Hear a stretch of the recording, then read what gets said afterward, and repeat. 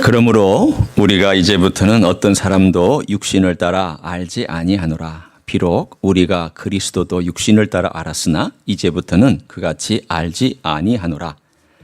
그런즉 누구든지 그리스도 안에 있으면 새로운 피조물이라. 이전 것은 지나갔으니 보라 새 것이 되었도다.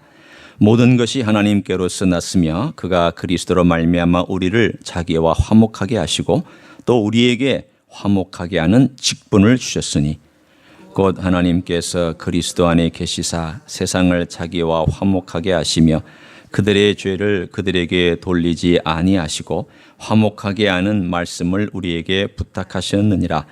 그러므로 우리가 그리스도를 대신하여 사신이 되어 하나님이 우리를 통하여 너희를 권면하시는 것 같이 그리스도를 대신하여 간청하노니 너희는 하나님과 화목하라.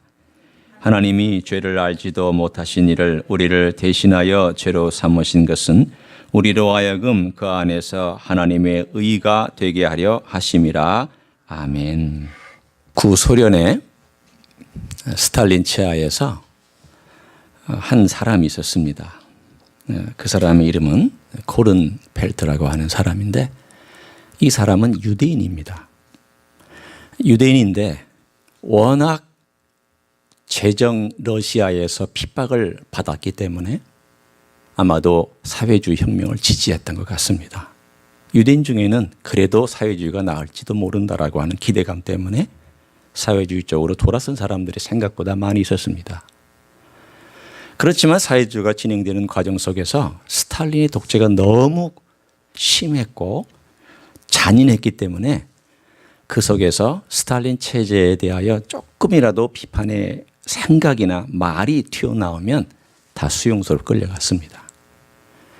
사회주의를 반대한 사람은 직결처분에서 처형당했고 그래도 수용소로 끌려간 사람은 사회주의를 지지하지만 스탈린 체제에 대하여 위협 요소가 된다고 생각하는 사람들은 다 끌려갔습니다. 이 사람은 유대인으로서 사회주의를 지지했지만 스탈린 체제에 대한 어떤 문제 때문에 수용소에서 지나게 되었는데 그 일생 자체가 의사였고 지식인이었고 유대인이었고 어떤 의미로 보면은 창세기부터 쭉 있었던 자기들의 구약의 전통까지 머릿속에 들고 있었던 그런 사람이었지만 수용소에서 그 사람의 하루 일과는 고되기 이를 데가 없었습니다. 의사기 때문에 더 많이 일손들이 필요했습니다. 열악한 환경 속에 살고 있었던 1950년대 이야기. 얼마나 힘들었겠습니까? 수술할 사람은 많고 돌아봐야 될 환자는 많고 자기도 죄수인데 자기 몸 하나 돌보기도 어려운 상황 속에서 아픈 사람들을 돌봐야 되는 이 코른 벨트라고 하는 유대인이 어느 날 한 그리스도인을 만납니다. 이 사람은 순전히 러시아 사람입니다. 그런데 이 러시아인이 그 사람에게 들려주던 그 주기도문의 이야기가 계속해서 귀를 맴돌고 있습니다. 어느 날 수술하다가 자기를 힘들게 한 사람을 수술해야 되는 그 입장에 있었을 때 적당히 수술하다가 이 사람 내가 죽여버릴까? 그래도 전혀 알지 못하는 의료사고라고 얘기할 수 있을 텐데 라고 하는 그 생각이 딱 떠오르는 순간 자기 안에 있는 악을 복수하고 싶은 그 악을 발견하고 소스라치게 놀랍니다. 그리고 나서는 그가 자기도 모르게 그 주기도문을 외우고 있었던 것을 발견합니다. 우리 죄를 사하여 주옵시고 그 그리스도인에게 들었던 기도가 자기 입에서 나오는 걸 보면서 이게 무슨 뜻인가? 나는 그리스도인도 아닌데 내가 미워하고 싫어하는 그리스도인들 우리를 그렇게 죽이려고 하고 핍박하고 우리 민족 유대 민족을 그렇게 잔인하게 없애버리려고 했던 이 러시아 사람의 그리스도인으로부터 들었던 그 기도가 왜 내 입에서 나오는가? 그래서 갑자기 소스라치게 놀라서 수술을 정식으로 해주고 자기를 괴롭혔던 그 간수를 살려줍니다. 그리고 나서는 그가 그리스도인이 되었습니다. 어느 날 그가 그리스도인으로서 삶을 살다 보니까 이 수용소 안에 수많은 악들에 대하여 어떻게 해야 될까라고 생각하다가 그 악에 대하여 직면하고 악한 것을 악하다고 이야기하기 시작을 합니다. 여러분, 수용소는 선과 악이 없습니다. 생존이 모든 문제의 최첨단이고 최탑에 있습니다. 악하다 안 악하다는 힘 있는 자가 결정하는 것이지 진실, 진리와는 전혀 상관이 없는 것이 수용소 아니었습니다. 우리 그냥 짐작해 볼 수 있습니다. 그러나 별것도 아닌 죄수 의사가 이 악에 대하여 하나씩 대면하기 시작하자 주변에 그를 싫어하는 사람들이 생겨나기 시작을 했습니다. 어느 날 한 청년이 와서 그에게 수술을 받습니다. 이 청년은 들어온 지 얼마 안 되는 청년이었고 우울하고 힘들고 내가 왜 이 수용소에 와야 되는지를 전혀 알지 못한 채 비극적인 상황 속에서 병이 들어서 수술을 받았고 수술을 받고 나서 깨어나는 그 마취에서 깨어나는 그때에 이 코른펠트가 마치 마지막 말인 것처럼 그 환자의 귀에다 대고 이야기하기를 시작합니다. 청년 네 이야기를 들어보라고. 아직도 마취도 깨지도 않았는데 나는 유대인이라고. 그런데 내가 제일 싫어하는 그리스도를 내가 영접하게 되었다고. 나는 이 수용소에 있으면서 내가 왜 이렇게 억울하게 이 수용소에 있어야 되는지에 대해서 처음에는 너무 불만이었고 또 사회주의가 우리에게 자유를 주지 못하는 것에 대한 실망하고 좌절했었고 복수하고 싶었는데 내가 그리스도를 만난 다음 내 삶이 바뀌어서 내가 이 자리에 있는 것은 당연하다는 생각을 한다고. 왜? 내가 악한 인생이었기 때문에. 나는 이 고난이 나에게만 특별한 고난이라고 생각하지 아니하고 내게 이 수용소의 고난은 당연히 그 전에도 올 수 있었고 그 후에도 올 수 있었고 언제든지 올 수 있는 그런 고난이었다고 나는 여기면서 그리스도를 만난 다음 내 시각이 바뀌었다고. 그래서 나는 악을 향하여 악이라고 얘기하기 시작했고 내가 악을 원수로 갚지 아니하고 선으로 갚았으며 나는 지금까지 왔다고. 언제 내가 죽을지 모른다고. 그렇게 수술해주면 이 사람이 마치 깨어난 동안 계속 그 얘기를 해줬습니다. 저녁 시간에. 그리고는 솔제니치는 이 젊은이 솔제니친이 그 이야기를 듣고 그리고 완전히 마취에서 깨었을 때에 그 다음날 아침이 되었는데 이 의사는 시체로 발견되었습니다. 이 젊은이가 후회를 그렇게 씁니다. 나는 그 의사의 이야기를 마취를 받은 가운데서 들었지만 깨고 난 다음에 다 기억나더라. 내 머릿속에 그 이야기가 기억나서 나도 그 사람의 이야기, 그 간절한 이야기, 유언처럼 나에게 들려준 그 이야기를 듣고 내가 그리스도인이 되었다. 그 다음부터 솔제니친에게 이 수용소는 인생의 가장 쉬운 곳이 되었다고. 나는 수용소가 이렇게 쉬운 곳인 줄 몰랐다고 그렇게 고백했습니다. 여러분, 1950년대 수용소는 지금하고는 비교가 안 됩니다. 감옥이 아닙니다. 인권 따질 수 없는 곳입니다. 아마도 북한에 있는 그런 수용소와 버금가면 버금같지 시베리아에 있는 수용소는 절대 인간의 인권이나 인간이 가지고 있는 권리를 주장할 수 있는 곳이 절대 아니었습니다. 솔제니친이라고 하는 그 위대한 작가, 노벨 평화상을 문학상을 받았던 그 위대한 작가가 한 사람의 그리스도인을 만나서 그의 시각이 바뀌자 수용소라고 하는 환경이 부정과 좌절과 눈물과 실망과 넘어지는 장소가 아니라 이 수용소가 이렇게 쉬운 장소였다는 것을 깨닫게 되는 변화가 일어났습니다.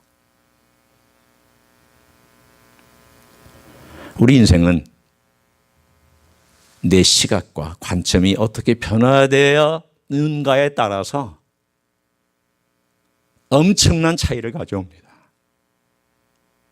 내가 어떻게 보느냐, 내가 어떤 시각으로 그것을 받아들이느냐, 내가 어떤 관점으로 그것을 해석하느냐에 따라서 하루가 땅 차이가 됩니다.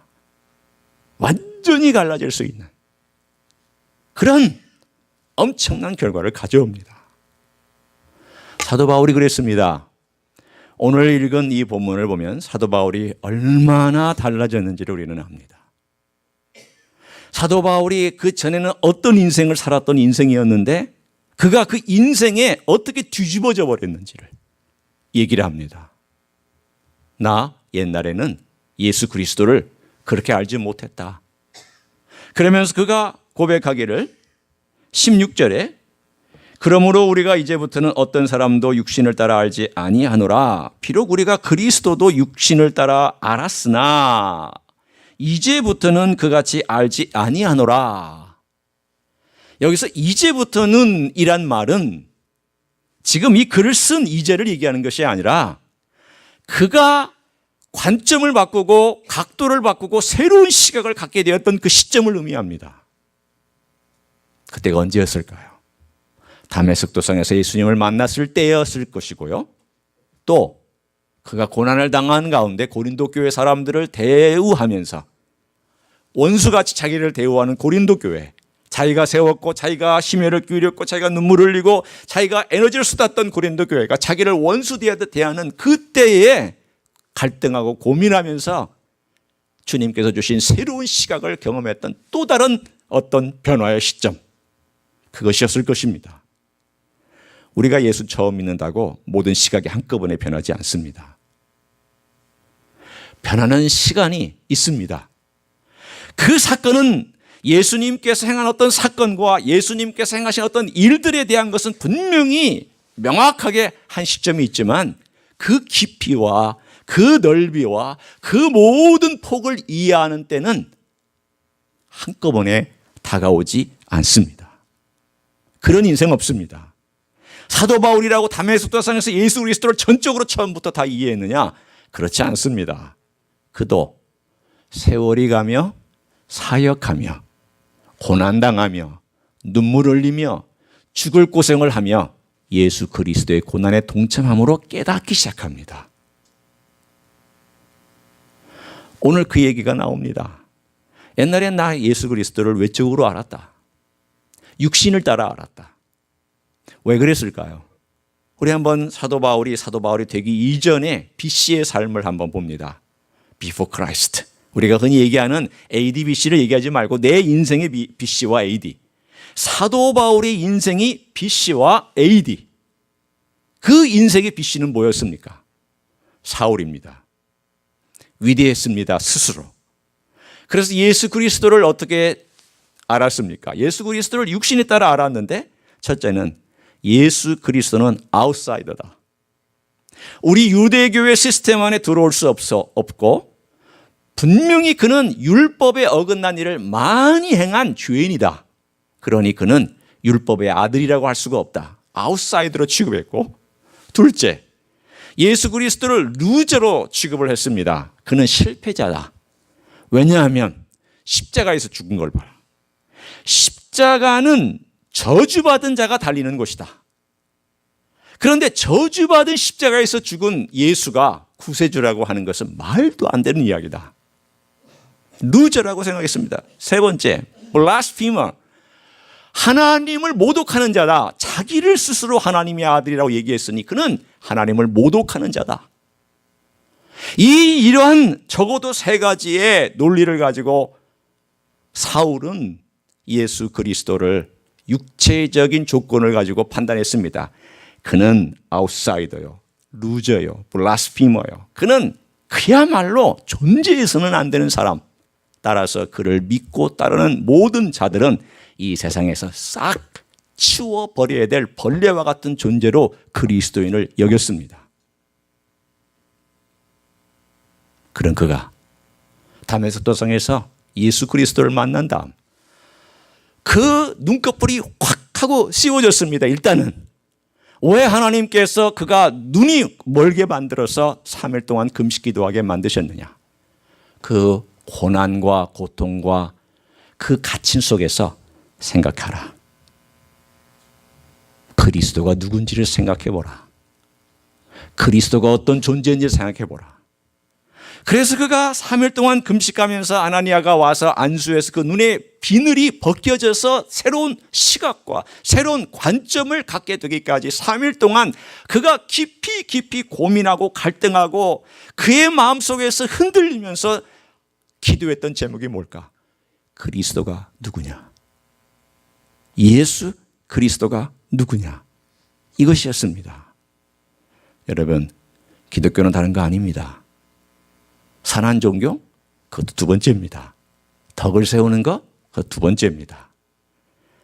내가 어때 축복받는 것, 그건 더더더더군다나 뒷전입니다.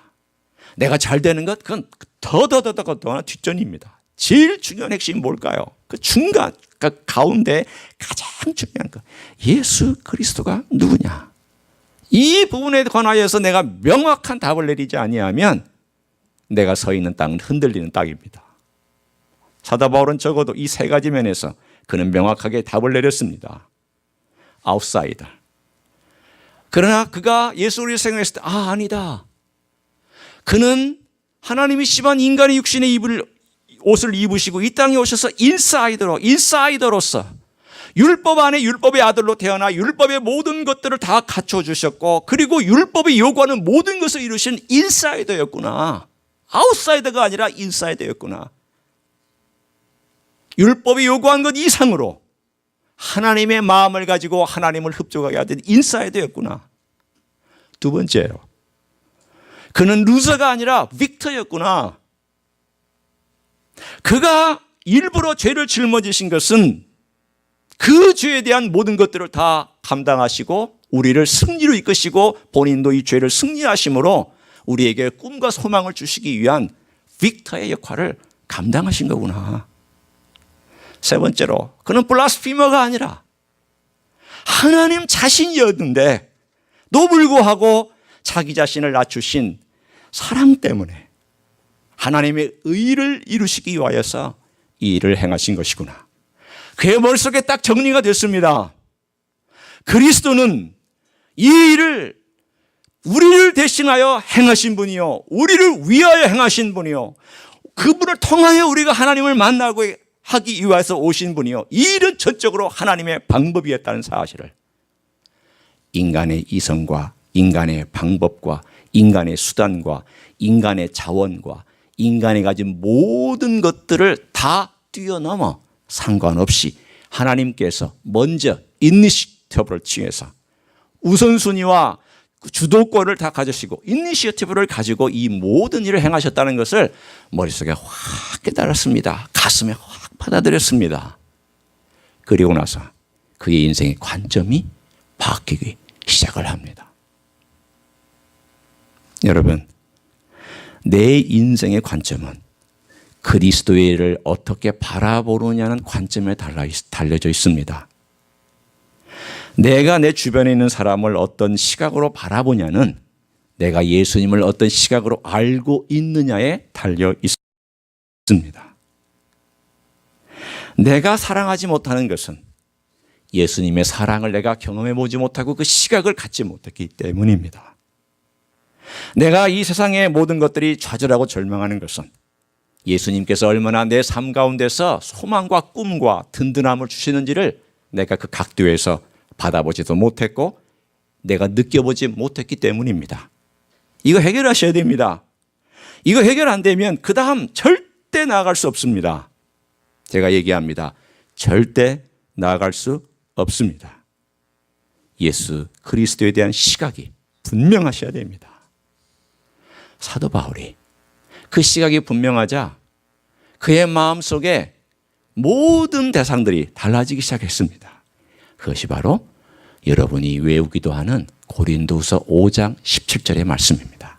자, 한번 우리 이 17절을 읽으시든지 외우시든지 함께 한번 읽어보겠습니다. 5장 17절 시작.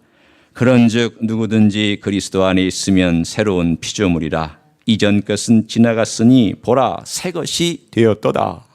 아멘. 여러분, 여기서 누구든지 그리스도 안에 있으면 새로운 피조물이라 하는 이 말이 무슨 뜻일까요? 자기 자신에 대하여 얘기하는 것일까요? 대답하기 싫으시면 그냥 고개를 좌우로 흔들든지 위아래로 흔들든지 둘 중에 하나 해보세요. 이게 자기 자신을 지금 위해서 하는 말일까요? 지금 누구가 지금 첫 번째 대상일까요? 예, 자기 자신은 포함하지만 고린도 교우들을 지금 상대로 하고 있는 것입니다. 고린도 교회가 어떤 사람들이었는데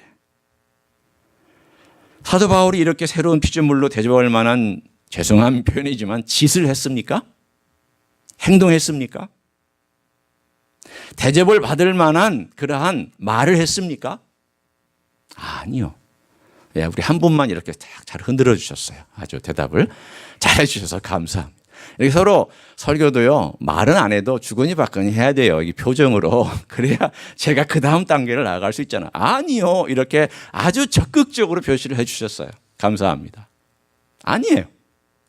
얼마나 교만했는지 사도 바울을 무시했습니다. 얼마나 잘났는지 사도 바울이 하는 일에 대하여 별로 가치를 두지 않았습니다. 얼마나 자기들을 자랑하는지 눈에 들어오는 사람이 없습니다. 얼마나 똑똑하든지 세상에 자기보다 똑똑한 존재가 없었습니다. 그 모든 사람들이 어디에 있었느냐? 고린도 교회에 있었습니다. 그러면 여러분 같으면, 이런 사람들이 여러분을 몇 년 동안 괴롭히면 여러분 같으면 어떡하시겠습니까?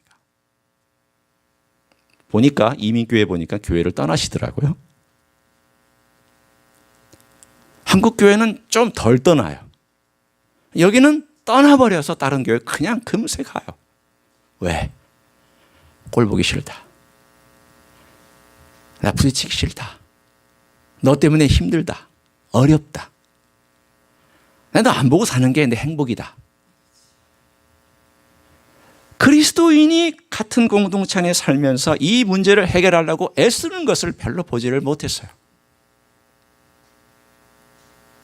성도 여러분, 만약 애쓰지 않는다면 그게 뭐가 문제일까요? 내가 그리스도를 제대로 알지 못하기 때문에 그러는 거예요. 사도 바울이 그리스도를 제대로 알았기 때문에 고린도 교회에 대한 희망의 끈을 놓지 않았어요.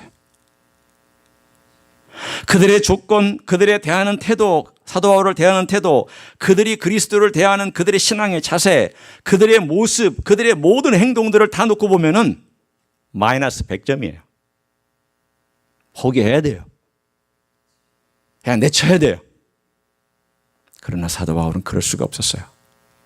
왜냐하면 그들이 새로운 피조물이라는 것을, 그리스도 안에 있는 새로운 피조물이라는 것은 그는 굳게 확신하고, 내가 과거에 몰랐을 때 이랬다. 나는 더했다. 내가 예수님을 알지 못했을 때 나는 그리스도인을 죽이려고 열심을 가지고 내 열정을 다해서 죽이려고 내가 갔던 사람이다. 난 살인자였다. 그렇지만 적어도 고린도 교회는 이런 살인자는 아니다. 주님이 나를 만나 주셨기 때문에 내가 변한 거잖아. 그런데 내가 어디 못 변하겠느냐? 고린도 교회에게 지금 역설적으로 얘기하는 거예요. 내가 너희들 기다린다. 너희들 새로운 피조물이다. 그리스도 안에 있기 때문에 언젠가는 변할 것이다. 그리스도 안에 있기 때문에 언젠가는 주님께서, 성령께서 역사하실 것이다. 나는 기도하면서 너희들 사랑하고 기다리며 마음 아프지만 또 성령님께 맡기고 있다. 이것이 사도 바울의 5장 17절에 숨어있는 고백입니다. 우리는 5장 17절이 멋진 고백이라고 생각하지만 이 고백이 나올 때까지는 엄청난 고뇌와 가슴 아픈 이야기와 그걸 극복하기 위해서 주님께 눈물 흘리며 기도했던 시간들과 주님 앞에 무릎 꿇고 기도하면서 가슴 아프게 여겼던 밤잠 설치는 시간들이 있었기 때문에 이러한 주님을 신뢰하는 고백이 나올 수 있었습니다. 그 이야기는 모든 고린도 교회 사람들이 다 돌아오느냐? 그건 아니에요. 결국 안 돌아올 사람은 안 돌아올 수 있어요. 그러나 우리가 어떤 사람을 대할 때 내가 그렇게 대한다는 것은 잘못된 거죠. 그렇죠? 그 사람이 선택해서 가는 거는 말릴 수 없어요. 그러나 내가 미리 그 사람 안 된다, 너는 끝장이다, 이럴 수는 없잖아요. 주님도 끝까지 우리를 기다리시는데, 만약에 저 같은 인생 주님이 포기하셨고 저 같은 조건을 가진 인생을 만약에 포기해야 한다면 저는 진작에 포기당할 사람입니다. 근데 왜 포기하지 않으셨을까요? 주님께서 저에게 소망을 두시고 저를 끝까지 기다려 주시기 때문에 그것이 감사하고, 그것이 감사하기 때문에 내 몸에 또 그런 시각을 가지고 다른 내 주변에 있는 성도들과 내 주변의 사람들을 보려고 애쓰는 겁니다. 주님, 제 시각이 지금 좀 잘못되어 있는 것 같습니다. 저를 좀 바꿔주세요. 저도 새로운 피조물이 되었다면 그리스도 안에 있는 저분도 새로운 피조물이고, 그리스도 안에 있는 내 옆에 있는 분도 새로운 피조물인데 내 눈이 자꾸 그렇게 안 보려고 하는 게 제 문제입니다. 여러분, 남의 문제가 아니에요. 내 문제예요. 그 사람이 문제를 일으켜서가 아니라 내가 그 문제를 설사 일으킨다 할지라도 그것을 받아들이지 못하는 내 죄악이 문제, 내가 교만함이 문제고 내 시각이 문제란 말이죠. 나는 다른 사람의 그런 문제를 안 일으킨다는 보장이 어디 있습니까? 천하에 그런 인생 없습니다. 천하에 문제를 일으키지 않는 인생이란 절대 존재하지 않습니다. 심지어 착하신 여러분들조차도 그렇고 저는 더더군다나 말할 것 없이 그렇습니다. 사도 바울이 이런 놀라운 주님께서 우리를 대신해서 죄가 되셔서 죽으시고 우리를 향하여서 주신 이 모든 것들 때문에 내 시각이 바뀌었다. 그리고 나니까 내가 너희들을 기다린다, 사랑한다. 두 가지 동기 기억하시죠? 지난 시간에 한번 해볼까요? 첫 번째 동기는 뭐였어요? 주의 두려우심이었고요. 두 번째 동기는 뭐였어요? 주의 사랑하심이었어요. 사도 바울은 늘 이 두 가지의 동기를 가지고 살았어요. 네가 잘못했냐, 내가 잘했냐도 아니고, 내가 잘못했냐, 네가 잘했냐. 이게 동기부여가 아니라 주님의 두려우심 앞에 내가 설 것이다. 내 마음의 동기를 어떻게 갖고 있느냐 늘 이거 생각했고, 주님의 사랑하심이 우리를 늘 이끌고 있다. 이게 늘 두 가지, 오른발 왼발, 오른발 왼발, 오른팔 왼팔, 이 늘 그의 삶 가운데서 그의 동기부여가 됐던 이 사건, 이게 지난주의 시간이었다면 오늘은 그것 때문에 그 시각이 바뀌어서 어떻게 사람을 직접 대하고 있는지에 대한 이야기가 오늘 16절, 17절의 이야기입니다. 여러분은 주님을 어떤 분으로 생각하고 계세요? 자, 이제 우리 주님께서 어떤 분인지에 대한 좀 신학적인 이야기를 함께 해보려고 합니다. 자, 이제 여러분이 설교를 들을 때에 집중해야 될 때가 있어요. 감동받아야 될 때도 있긴 하지만, 그러나 동시에 생각을 좀 아주 면밀하게 이게 지금 무슨 이야기일까, 신학적으로. 여러분, 신학을 너무 어렵게 생각하지 마시고 제가 설명할 테니까 여러분이 잠깐만 집중해서 들으시면 이게 무슨 뜻인지를 이해하실 수 있어요. 자, 오늘의 중요한 핵심 단어가 있습니다. 뭘까요? 이거 맞추시는 분에게 제가 큰 박수를 드립니다. 오늘 핵심 단어가 있어요. 두 개가 있는데 두 단어를 한번 찾아보세요. 오늘 5장 16절부터 21절까지 핵심이 되는 두 단어가 있는데 한번 어떤 건지 순서에 상관없이 한번 말씀해 보세요. 어떤 걸까요? 피조물, 예, 좋은 시도 감사합니다. 아니에요. 예. 또 화목, 땡. 잘하셨어요. 하나 맞으신 거예요. 땡이 아니라 땡이에요. 예, 잘하셨어요. 하나 맞으셨어요. 또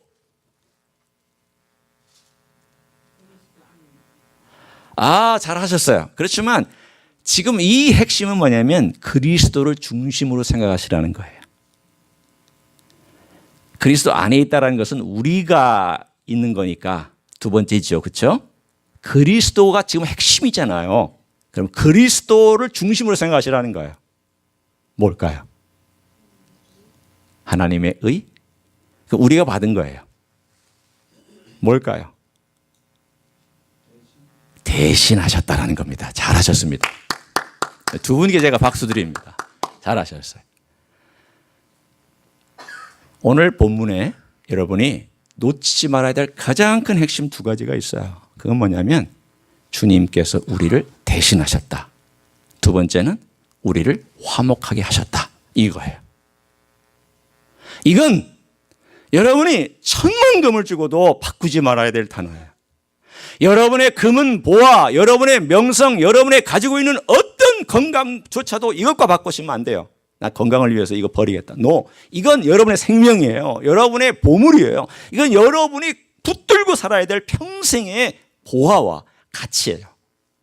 대신하셨다는 것과 화목케 하셨다.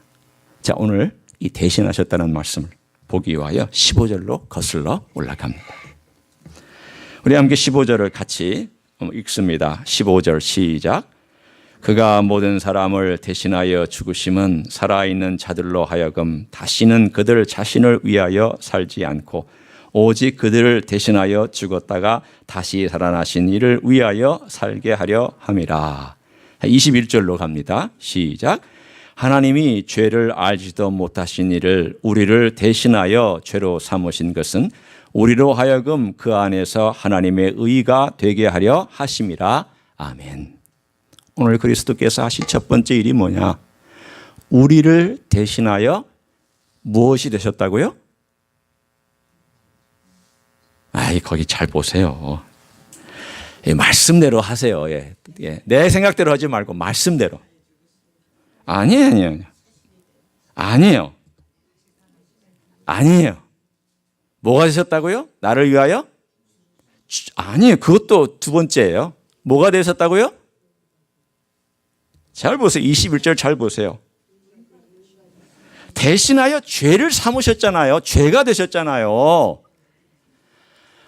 그분이 죽으시기 전에 우리를 위하여, 우리를 대신하여 죄가 되신 거예요. 삼으셨다는 것은 죄가 되셨다는 말씀이에요. 우리를 위하여, 우리를 대신하여 죄가 되셔서 그 다음 어떻게 되셨어요? 죽으셨어요. 여러분, 그 순서가 중요합니다. 우리를 대신하여 죄가 되셔서 우리를 위하여 죽으셨다 해요. 이 순서가 대단히 중요합니다. 여러분을 대신하려면 어떤 분이 여러분을 대신할 수 있을까요? 내가 의사예요. 제가 아주 유능한 의사예요. 그러면 나를 대신할 수 있는 사람은 누가 되어야 될까요? 적어도 내 분야에서 나를 대신할 수 있는 유능한 사람이 와야 대신할 수 있어요. 적어도요. 적어도 미니멈. 임신한 여자에 대하여 대신은 못하지만 그래도 감정적으로 이해해 줄 수 있으려면 누가 와야 돼요? 처녀가 와서 이해할 수 있을까요? 아니요. 적어도 애를 낳아본 경험이 있는 사람이 그 감정을 대신 공유할 수 있어요. 이해하시겠죠? 대신하려면 적어도 감정적으로나 경험적으로나 실력적으로나 자격적으로나 그 자리에서 나를 대신할 수 있어야 돼요. 예수님이 우리를 대신하려면 하나님으로서 우리를 대신할 수 있었을까요? 못합니다. 예수님이 하나님으로 남아 계시면 우리 대신하지 못합니다. 예수님이 우리를 대신하려면 인간이 되셔야 됩니다. 왜? 내 경험을 다 아셔야죠. 내 아픔을 다 아셔야죠. 내 슬픔을 아셔야죠. 내 외로움을 아셔야죠. 내가 얼마나 힘들고 어려운지, 배반당했는지, 내가 얼마나 병 때문에 상처받는지를 아셔야지 나를 대신하잖아요. 적어도. 대신하려면 적어도 그런 자격이 있으셔야 돼요. 그리고 대신할 때 어디까지 대신한지 아세요? 죄를 대신 뒤집어 쓰신 거예요. 죄가 없으시지만 죄인이 되셨어요. 죄가 없으시지만 죄를 다 어깨에 짊어지셨어요. 이것이 하나님의 원리예요. 하나님께서 이미 아벨 때부터 그렇게 원리를 정놓으셨어요. 어떻게? 제사 드려라. 피 흘린 제사를 드려라. 피가 흘릴 때 내가 널 용서하고 내 제사를 받으마. 이미 하나님이 인간의 죄인이 하나님께 나아갈 때에 피 없이는 받지 않으셨다는 거예요. 그러면 이 모든 원리를 그대로 죄가 되셔서 우리를 위하여 베푸시고 은혜를 베푸시기 위하여 먼저 선행사항이 있어요. 그게 뭔지 아시죠? 죄 대가. 죄에 대하여서는 대가를 지불하고 하나님께 대하여서는 어떻게 해야 될까요? 하나님의 진노를 만족시켜 드려야 돼요. 여러분, 구약에 보면 특별히 선지서에 하나님의 진노에 대한 얘기가 엄청 많이 나옵니다. 이 하나님의 진노는 누구만이 누구로 드릴 수 있을까요? 예수 그리스도만이. 완벽하게 순종하신 예수 그리스도만이, 순종하시고 피를 흘리신 예수 그리스도만이 하나님의 진노를 누그러뜨릴 수 있어요. 그리고 인간의 죄 대가를 지불해야 돼요. 그 다음에 여기 있는 인간을 어떻게 만들어 주셔야 돼요? 자, 한번 살펴보세요. 오늘 여기 다 나와 있어요. 19절 한번 보세요. 곧 하나님께서 그리스도 안에 계시사 세상을 자기와 화목하게 하시며 그들의 죄를 그들에게 어떻게 하셨다고요? 돌리지 않았다. 결국 그들에게 죄인으로 여기지 아니하시고 어떻게 여기셨다는 거예요? 의인으로 여기셨다. 그게 21절 맨 마지막에 나오는 하나님의 의가 되게 하셨다, 그 뜻이에요. 자, 이제 저를 보세요. 여러분 이 얘기를 들으셨으니까 저를 보세요. 제가 정리합니다. 예수님께서 우리를 대신하여 죄가 되셔서 십자가에서 죽으셨다는 사건은 적어도 세 가지가 완전히 확인되어야 됩니다. 첫째, 죄의 대가를 완전히 지불할 수 있어야 돼요. 그게 대속이에요. 그걸 영어로는 redeem이라는 단어를 써요. redeem. 두 번째, 하나님 아버지의 진노를 완전히 만족시키거나 누그러뜨릴 수 있어야 돼요. 그것을 satisfaction, 영어로 표현하면 좀 더 어려운 단어를 쓰면 propitiation이라는 단어를 써요. 세 번째, 우리를 의인이라고 칭해 주셔야 돼요.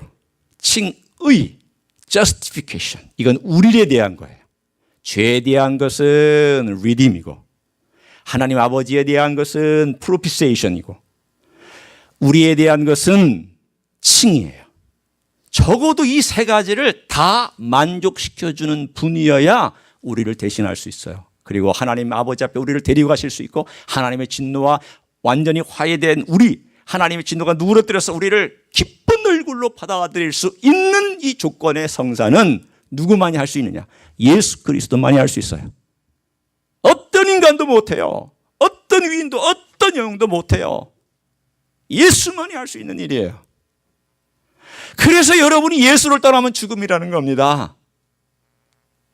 세상 사람들이 아무리 선하게 살고 아무리 위대한 일을 해도 예수 안에 없으면 죽음이에요. 심판이에요. 왜? 하나님께서, 오늘 본문에 보니까 하나님께서 그리스도 안에 계시사 세상을 자기와 화목하게 하시려고 예수 그리스도를 보내셨기 때문이에요. 물론 예수님도 기꺼이 사랑으로 내려오셨어요. 하나님께서 주도권을 갖고 계심을 알아요. 바울이 이 사실을 깨닫게 되자 사람들이 달라 보이고 자기 사역이 달라지고 자기의 모든 것들이 다 달라지기 시작했던 거예요. 그래서 그가 어떤 사역을 했느냐? 이제는 화목케 하는 사역을 하기 시작해요. 누구를 대신해서? 예수님을 대신해서. 그것이 바로 오늘 여기에 나와 있는 내용이지요. 20절입니다. 한번 보세요. 바울이 어떻게 이 사역을 감당하는지. 그러므로 우리가 그리스도를 대신하여, 이제 대신이란 말 또 나오네요. 이번에 대신은 뭐냐면 그리스도가 대신한 게 아니라 우리가 그리스도를 대신해서 이제 한다는 거예요. 대신하여 사신이 되어, 사신이라는 것은 엠베서더예요. 엠베서더가 되어서 하나님이 우리를 통하여 너희를 권면하신 것 같이 그리스도를 대신하여 간청하노니, 그 다음 뭐라고 얘기하고 있습니까? 너희는 하나님과 화목하라. 그러면 이미 화목된 사람인데 또 화목하라니 말이 좀 우습지 않을까요? 이미 화목했잖아요. 이미 그리스도로 말미암아 하나님과 고린도 교회 사이가 화목되어서 고린도 교회 사람들은 하나님께 칭의를 받고 하나님의 진노의 대상이 아니고, 그리고 하나님께서 받아주신 의인이잖아요. 그런데 또다시 얘기하기를 하나님과 화목하라. 이게 무슨 뜻일까요? 지금 고린도 교인들아, 너희들 사이와 하나님 사이에 죄가 끼어 있다. 너희들의 죄가 끼어 있어서 지금 화목해 된 그것이 경험적으로 경험되지 않는다. 너희 삶에서 지금 뭔가 문제가 있다. 이거 회개하라고 얘기하는 거예요. 제가 암을 앓았을 때, 참 암을 앓거나 아프면요 사람의 귀가 참 이상한 데 솔깃해집니다.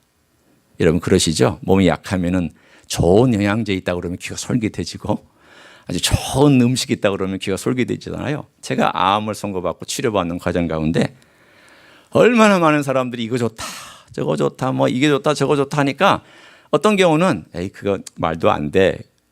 그리고 또 교인들이 뭐 온갖 좋은 건 다 갖다 줘요. 제가 아마 그거 다 먹었으면 2000년을 살 것 같은 만큼 좋은 거 다 갖다 줬어요. 뭐 인삼은요, 죄송합니다. 양해하고 들으세요. 인삼은 저희 집에 싸고 쌓였어요. 좋은 것들 다 남줬어요. 뭐 좋다는 것들 다 갖다 줬는데 그러나 안 먹었어요. 왜 안 먹었느냐? 사실은 검증되지도 않은 것뿐만이 아니라 이거 다 먹었다가는 정말 제가 2000년을 이렇게 골골골골 하다가 2000년을 살 것 같은 느낌도 들었고 오히려 죄송합니다. 양해하고 들으세요. 또 죽을 때 꼴깍꼴깍 하다가 오래 갈 것 같더라고요. 죽을 때는 빨리 죽어야 되는데 그 약 기운에 제가 그냥 오래 갈 것 같아서 하나도 안 먹었어요. 그런데 그중에 제일 저의 귀를 솔깃하게 하는 말이 있었어요. 어떤 대체의학을 하는 의사가 유명한 분이에요. 한국에서는 그분이 유명해요. 찾아갔더니 이런 말을 하는 거예요. 목사님, 암은 친구처럼 대우하고 살아야 됩니다. 그리고 암을 잘 구슬르세요. 그리고 암에게 잘 대우하시고 암과 친하게 잘 지내시고 암이 있으면 너 암 여기 있느냐? 내가 너 있는 거 알고 있지만 너하고 친하게 지내겠다. 그렇게 사십시오. 들으니까 굉장히 그럴듯하더라고요.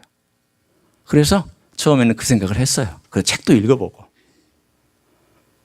그러나 그렇게 지낸 사람들이 생각보다 빨리 죽었습니다.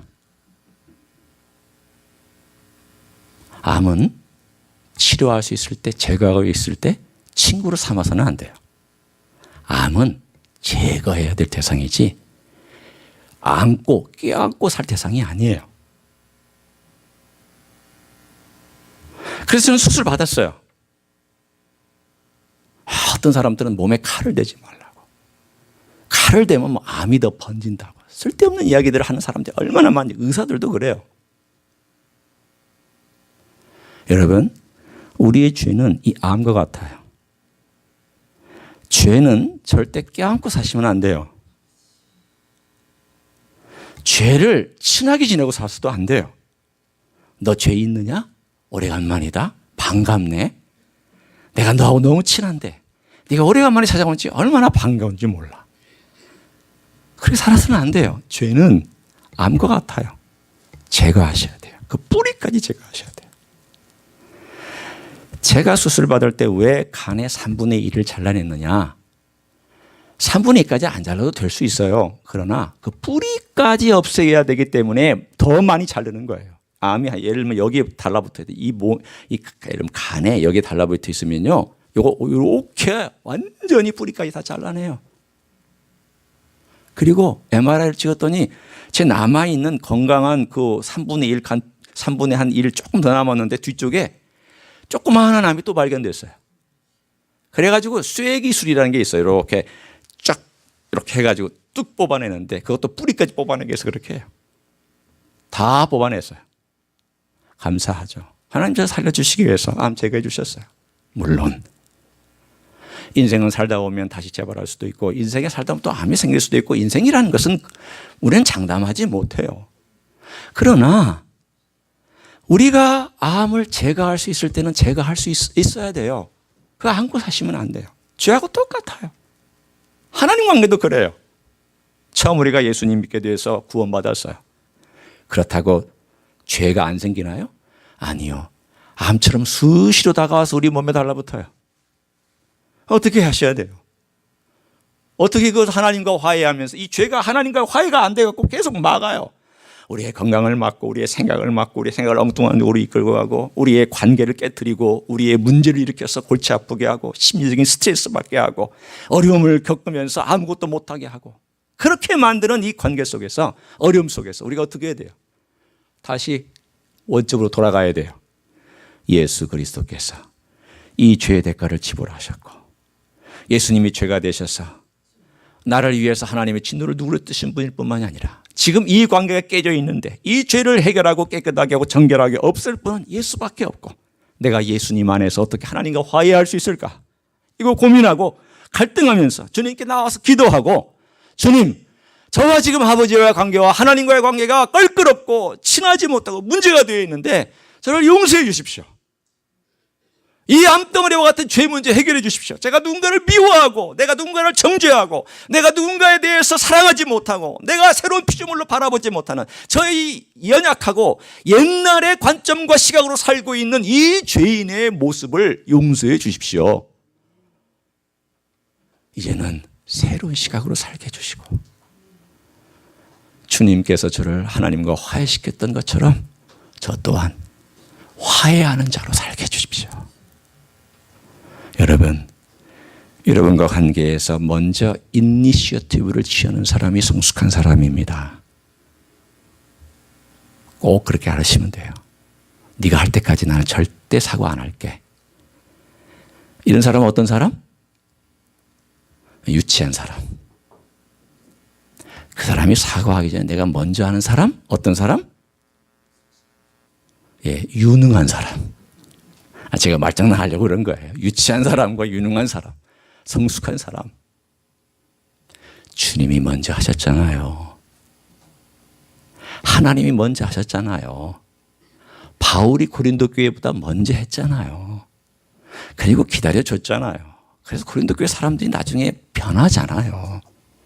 그리고 놀라운 일들이 일어나잖아요. 이게 하나님의 원리예요. 저는 여러분이 새로운 시각을 갖기를 축원합니다.